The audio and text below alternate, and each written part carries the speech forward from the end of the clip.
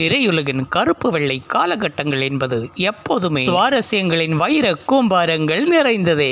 1920 காலகட்டங்கள் என்பது நாம் கற்பனையில் நினைத்தால் கூட கரும்பாய் இனிக்கும் கலாச்சாரங்கள் நம்மை ஆச்சரியப்படுத்திவிடும். இருந்தாலும் பெண்களுக்கென்று அளவுக்கு மீறிய ஒரு கட்டுப்பாடுகள் இருந்தது என்றே சொல்லலாம். ஆச்சாரம் நிறைந்த ஒரு ஐயங்கார் குடும்பத்தில் பிறந்தே பெண்ணினத்தை அடுப்பாங்கரையில் இருந்து அலங்கார மேடைகளுக்கு அழகுபடுத்த காரணமாக இருந்தவர் நம் தமிழ் திரையுலகின் முதல் பெண் கதாநாயகியான டி.பி. ராஜலட்சுமி அவர்கள். இன்றைய காலகட்டத்தில் மக்களில் மிகப்பெரிய பொழுதுபோக்கு கூடம் என்பது நாடக மேடைகளாக மட்டுமே இருந்தது. திரைப்படங்கள் என்று அறிமுகமாகி இருந்தாலும் அவை யாவும் ஊமை படங்களாகவே இருந்தன. பெண்கள் நடிக்க வேண்டிய நாடக கதாபாத்திரங்களில் ஆண்களே பெண்கள் வேடம் போட்டுக்கொண்டு நடித்து வந்த காலம். கலை மேடைகளில் ஏற முடியாத பெண்களின் கட்டுப்பாட்டை உடைத்தெறிந்து ரசிகர் பெருமக்களை புல்லரிக்க வைத்து பிரமிப்புக்குள்ளாக்கியவர் டி.பி. ராஜலட்சுமி அவர்கள். இவர் காலத்தால் அழிக்க முடியாத ஒரு வரலாற்று புகழின் வாசமாக வலம் வந்த ஒரு தஞ்சாவூர் தாழம்பூ. இவர் பிறந்த தேதி என்று பார்த்தால் 11/11/1911. தஞ்சை மாவட்டம் திருவையாறு தான் இவருடைய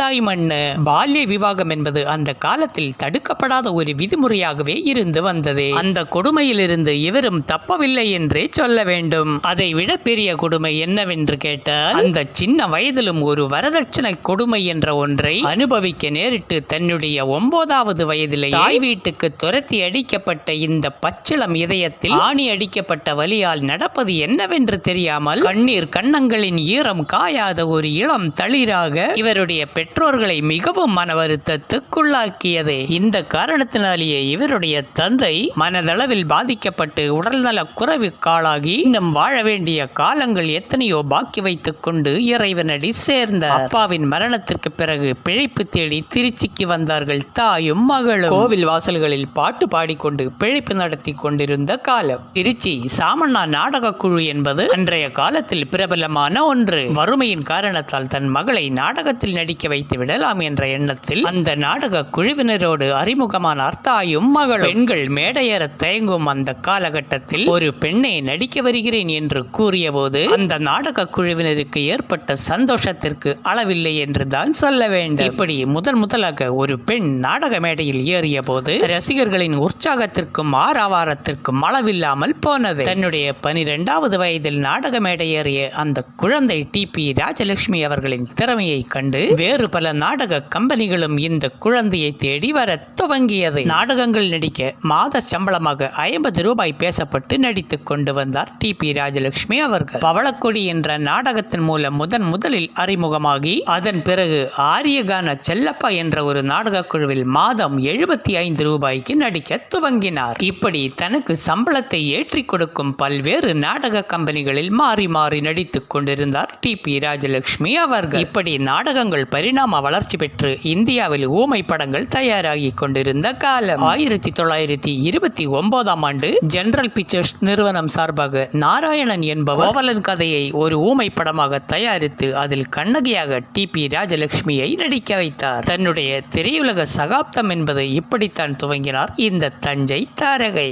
இப்படி 10க்கும் மேற்பட்ட ஊமை படங்களில் நடித்து தன்னுடைய நாடகங்களிலும் கவனத்தை செலுத்தி வந்தார் இந்த தஞ்சை நாயகி. 1936ஆம் ஆண்டு இவருடன் இணைந்து நடித்த டி.வி. சுந்தரம் அவர்களை திருமணம் செய்து கொண்டு ஒரு பெண் குழந்தைக்கு தாயானார். குடும்ப வாழ்க்கையில் ஈடுபட்டு கொண்டே தன்னுடைய திரைப்பட வாழ்க்கையிலையும் தன்னுடைய நாடக மேடைகளையும் ஒன்றிணைந்தே செயல்படுத்தினார் இந்த தாரமங்கை. இவர் ஏவிஎம் மெய்யப்ப செட்டியார் தயாரித்த நந்தகுமார் திரைப்படத்தில் கிருஷ்ணனின் தாயாக யசோதாவாக நடிக்க ஒப்பந்தமான பொழுதே புராண கதைப்படி யசோதா கச்சை கட்டி நடிக்க வேண்டும். ஆனால் அந்த படத்தில் நான் கச்சை கட்டி நடிக்க மாட்டேன், ரவிக்கை தான் கட்டி நடிப்பேன் என்றும் அடம் பிடித்தார். அப்படி இல்லை என்றால் இந்த படத்தில் நான் நடிக்கப் போவதில்லை என்று தன்னுடைய மன வருத்தத்தை அந்த தயாரிப்பாளர் ஏவிஎம் மெய்யப்ப செட்டியாரிடம் இவர் தெரிவித்தார். கடைசியில் இவர் விருப்பப்படியே ரவிக்கையோடு தான் அந்த படம் முழுவதும் நடித்து முடித்தார். இதையெல்லாம் தவிர இவர் எழுத்து துறையிலும் இவர் ஒரு கைதேர்ந்த ஒரு கலையரசி என்பதை இவர் எழுதி வெளியிட்ட பல நாவல்கள் இவர் திறமையின் இன்னொரு முகமாக அன்றைய காலத்தில் பிரகாசித்துக் கொண்டிருந்ததை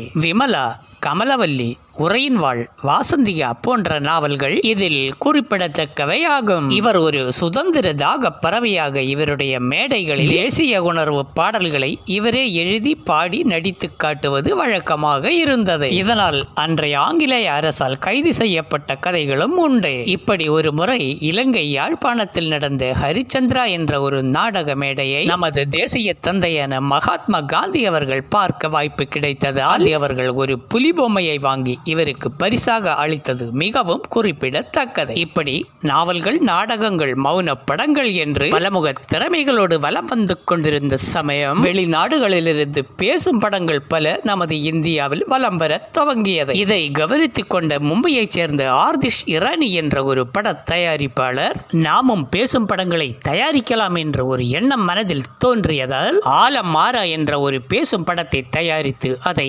1931 வெளியிட்டார். நமது இந்தியாவின் முதல் பேசும் படம் இதுதான். அதன் பிறகு அதே ஆண்டு டி.பி. ராஜலட்சுமி அவர்கள் கதாநாயகியாக நடித்த காளிதாஸ் என்ற பேசும் திரைப்படம் தமிழிலும் தெலுங்கிலுமாக வெளியிட்டார்கள். தென்னிந்தியாவை பொறுத்தவரைக்கும் முதல் பேசும் படமானது காளிதாஸ் என்ற திரைப்படம் ஆகும். இந்த திரைப்படத்தில் வரும் வசனங்கள் தமிழ், தெலுங்கு, ஹிந்தி என்று பல மொழிகளில் இடம்பெற்றிருந்தாலும் நமது தமிழ் திரையுலகின் முதல் பேசும் படம் என்ற அங்கீகாரம் இந்த படத்திற்கு தான் இருக்கிறது. இப்படி தென்னிந்தியாவின் முதல் பேசும் படத்தில் நடித்த பெருமையும் டி.பி. ராஜலட்சுமி அவர்களுக்கு உண்டு. இப்படி தமிழ் திரைவானில் ஒற்றை நிலவாக 10 ஆண்டுகள் வலம் வந்து 20க்கும் மேற்பட்ட படங்களில் நடித்து முடித்த இவர் ராஜம் டாக்கீஸ் என்ற ஒரு சொந்த பட தயாரிப்பிலும் ஈடுபட்டவர். கதை, வசனம், பாடல், இயக்கம், தயாரிப்பு என்று அனைத்தையும் கவனித்துக் கொண்டு அதில் இவரும் கதாநாயகியாகவே நடித்தவர். அந்த காலகட்டத்திலேயே மொத்த திறமைகளையும் ஒரே படத்திலேயே பயன்படுத்தி மிஸ் கமலா என்று ஒரு திரைப்படத்தை தயாரித்து வெளியிட்டார். இவர் ஒரு முறை மதுரை வந்த பொழுது மறைந்த பிரபல பாடகர் டி.எம். சௌந்தரராஜன் அவர்கள் இவருடைய படத்தில் பாடுவதற்காக வாய்ப்புகள் கேட்டதாகவும் கூறப்படுகிறது. பிறகு இவர் இந்திய தாய் என்ற ஒரு சொந்த பட தயாரிப்பில் இறங்கிய பொழுது இந்த படத்தில் நிறைய